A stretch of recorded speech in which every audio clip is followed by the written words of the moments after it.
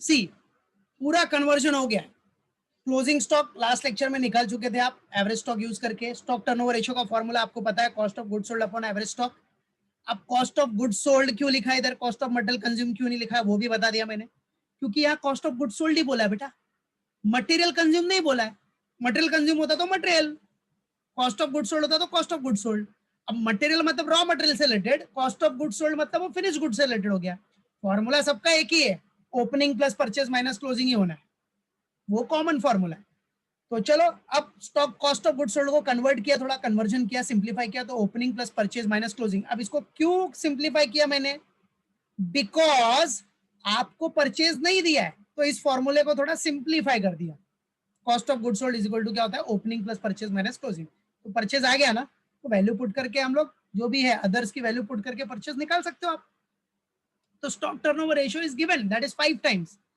अब आ जाओ opening stock, जरा देखो क्वेश्चन में कितना दिया था अपने को, 40,000 है ना।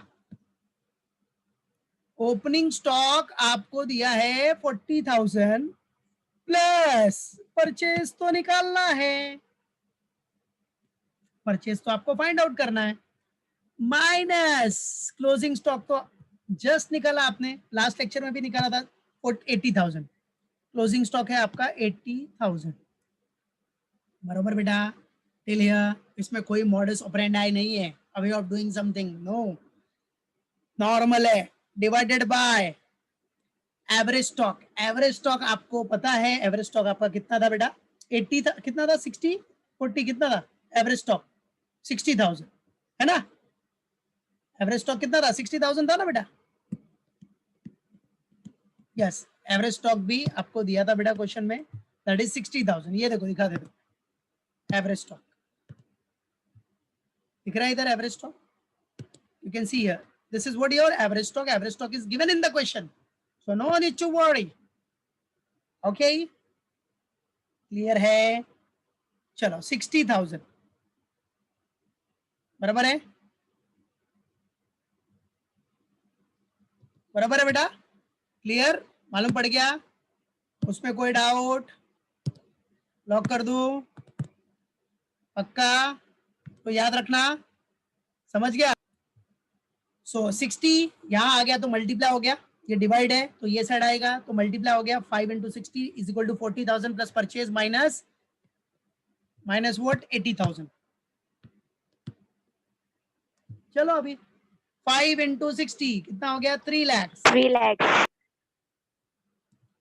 इज इक्वल टू 40,000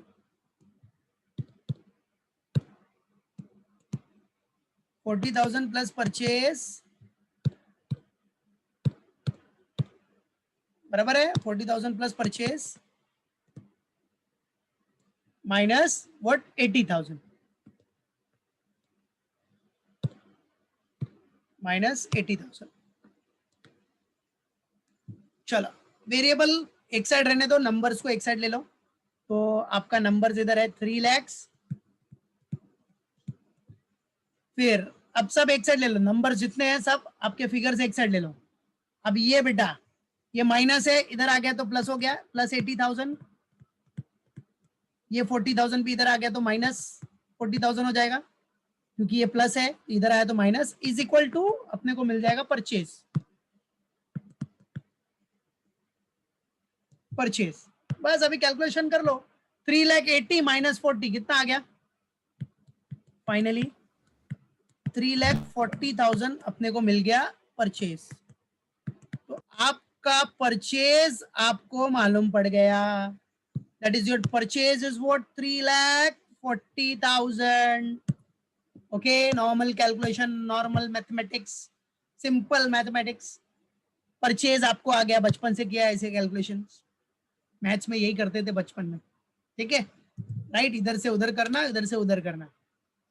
चलो 3,40,000 परचेज हो गया बेटा। चलो अब परचेज तो आ गया आपको, और क्या बोला है आपका, देखो एक काम हो गया, परचेज निकालने का काम हो गया। अब क्या बोल रहा है, परचेज के साथ साथ आपको क्या निकालना है, कॉस्ट ऑफ गुड्स सोल्ड भी निकालना है, बराबर है, तो निकाल लो ना यार, अब तो कॉस्ट ऑफ गुड्स सोल्ड आराम से निकाल सकते हो ना, है कि नहीं। कॉस्ट ऑफ गुड्स सोल्ड का फॉर्मूला क्या है आपका, opening plus purchase minus closing, क्या है, opening plus purchase minus closing करके आप कॉस्ट ऑफ गुड्स सोल्ड नहीं निकाल सकते क्या? करोगे तो वही आंसर आएगा, 3 लाख करके। आ जाओ देख लो, कर देते हम लोग, ऐसा कुछ नहीं करने में क्या बोला है क्वेश्चन में तो दिखा दो, कौन सा मेहनत लगता है, उनको पता है कि आ जाएगा डायरेक्ट। ठीक है बराबर, चलो तो आ जाओ, क्या करना है, COGS, क्या बेटा, COGS। तो COGS निकालने के लिए COGS that is cost of good sold is equal to, क्या फॉर्मूला है अपना, opening stock plus purchases minus closing stock. चलो ओपनिंग स्टॉक आपको पता ही है 40,000 आया था बेटा, 40,000 था, मतलब क्वेश्चन में दिया ही था। परचेज आपने निकाला अभी, कितना आया, 3,40,000।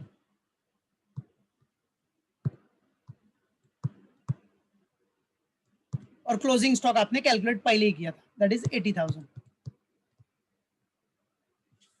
तो आपको कॉस्ट ऑफ गुड्स सोल्ड कितना आ गया बेटा, yes 3 lakh, 3 lakh, sir. 3 lakhs, that's it.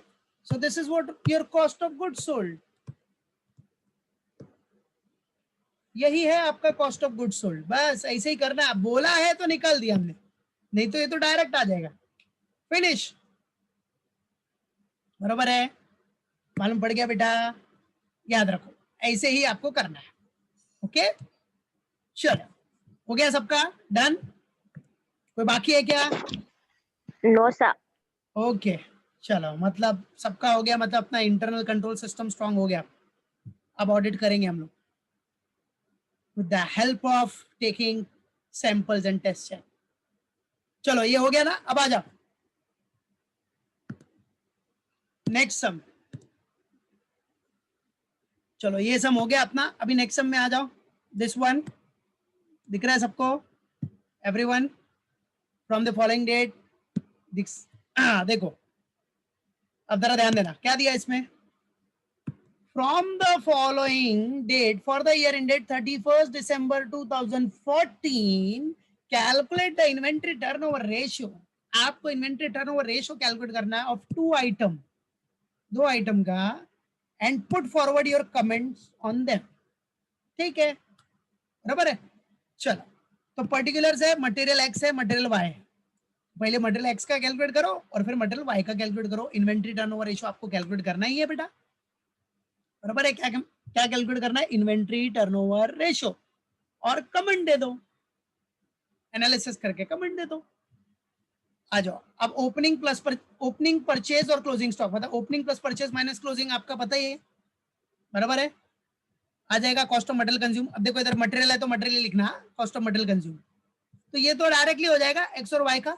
तो चलो क्वेश्चन देख लिया आपने, कुछ है नहीं इसमें, सब कुछ है। अपने को क्या करना है, डेटा सब है, उसके बेसिस पे अपने को मटेरियल टर्नओवर रेशियो निकालना है, जिसको इन्वेंट्री टर्नओवर रेशियो बोला है इधर। तो आप इन्वेंट्री टर्नओवर रेशियो ही लिखना, जो बोला है वही लिखने का। इसे देखो थियरी में मैंने सब नाम बता दिए, क्या क्या बोल सकते हैं उसको, जो बोला है वही करने का, बराबर है, मालूम पड़ा। चलो तो लेट्स सॉल्व इट। यस बेटा करेक्ट है बच्चा, वेरी गुड। आ जा, तो सबसे पहले हम लोग कौन से ईयर का करेंगे, अच्छा ईयर नहीं, मटेरियल, 2 मटेरियल करके दिया, मटेरियल एक्स, ठीक है क्या बेटा, material x.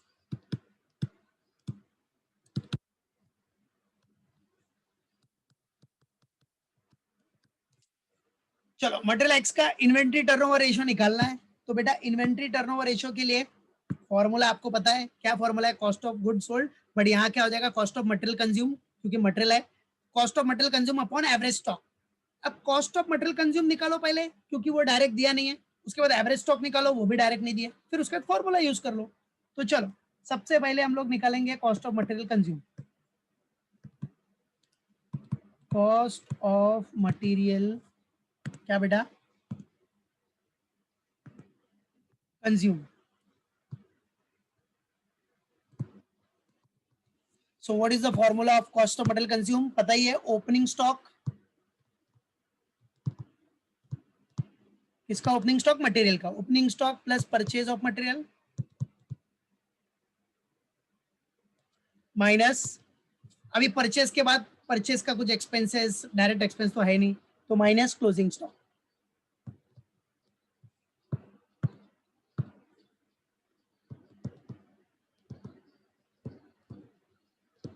Minus closing stock. चलो, तो ओपनिंग स्टॉक कितना दिया देखो क्वेश्चन में, 20,000 है, प्लस परचेजेस कितना है, 1,04,000, माइनस क्लोजिंग स्टॉक कितना है बेटा, 12,000।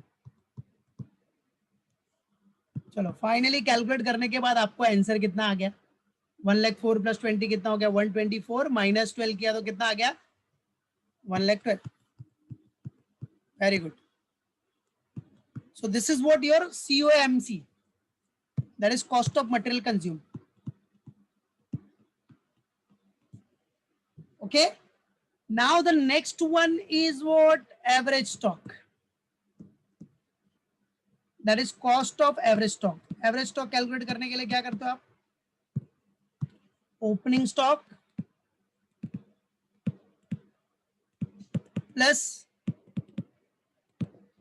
closing stock divided by 2.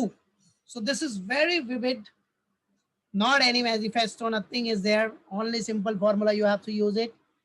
Now opening stock is 20, closing stock है 12, 20,000 plus 12,000 divided by 2.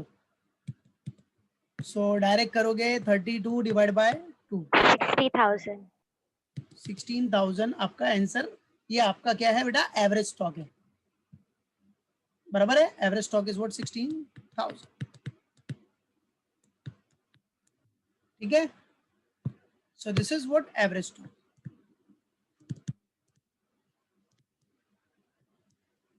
Okay, so average stock भी आ गया, well done everyone.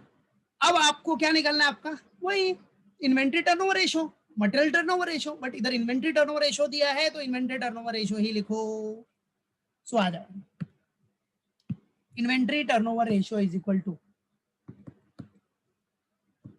Inventory turnover ratio is equal to, क्या formula है, cost of material consumed,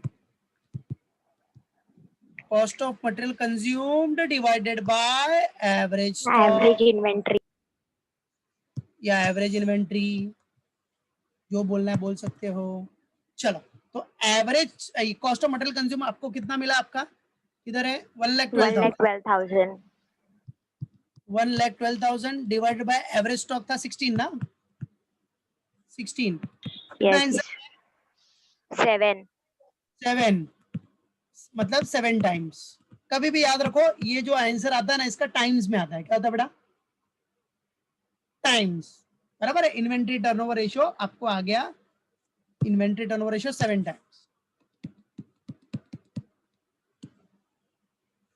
ITR आपका कितना आ गया, 7 times, 7, बराबर है, इन्वेंट्री टर्नओवर रेशियो 7 हो गया, बराबर, गॉट इट, क्लियर है, मालूम पड़ गया।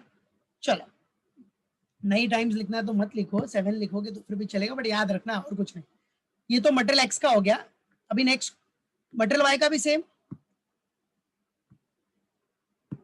Material Y. चलो, उसमें भी वही फंडा बेटा, सबसे पहला क्या करना है अपने को, yes, very first what we have to find out, पहला वही cost of material consume, cost of material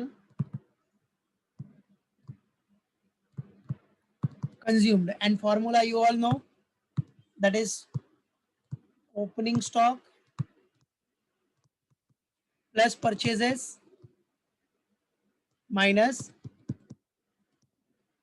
closing stock।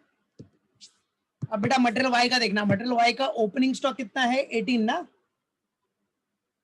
18,000 opening stock है, परचेजेस कितना दिया है 54,000 और क्लोजिंग स्टॉक है 22,000। चलो तो 18 plus 54 minus 50,000. 50,000. Okay, so finally we got the answer that is 50,000. फिर हम लोग करेंगे कॉस्ट ऑफ मटेरियल कंज्यूम के बाद अपना आ जाएगा average inventory, that is average stock. Average stock, अब एवरेज स्टॉक के लिए फॉर्मूला पता ही है, opening plus closing divide by 2 means opening stock plus closing stock divided by 2.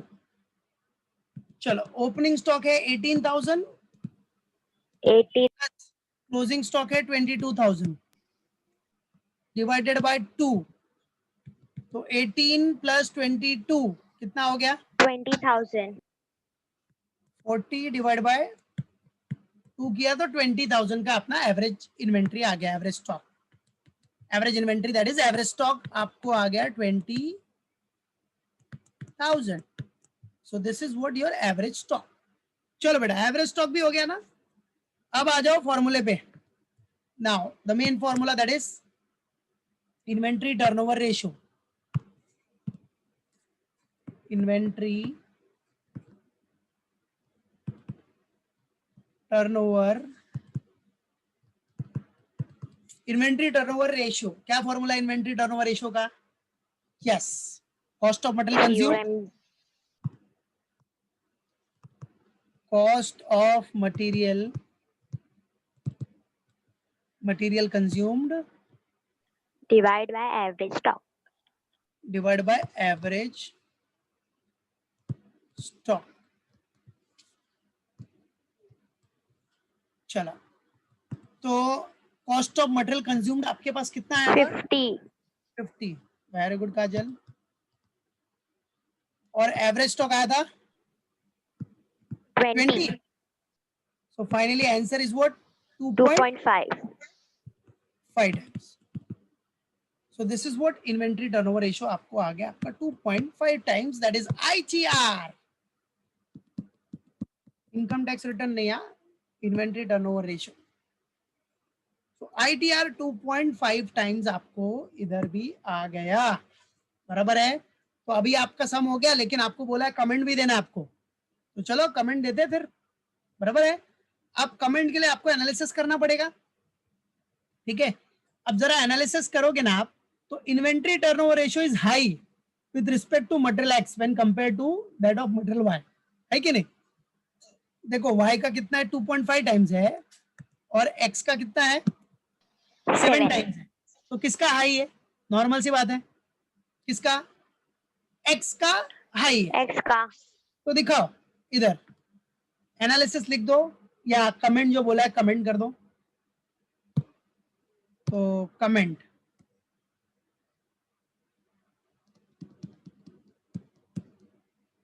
आ जाओ, क्या लिखोगे? सिंपल जो अभी जस्ट बताया मैंने. ठीक है, चलो तो ओन वर्ड्स में बना के लिख सकते हो एग्जाम में भी. तो दिखा देना inventory turnover ratio, inventory turnover ratio is high, inventory turnover ratio is high with respect to what? With respect to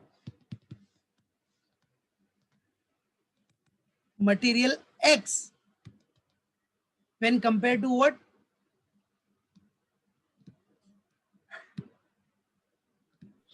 Material Y. When compared to that of material Y.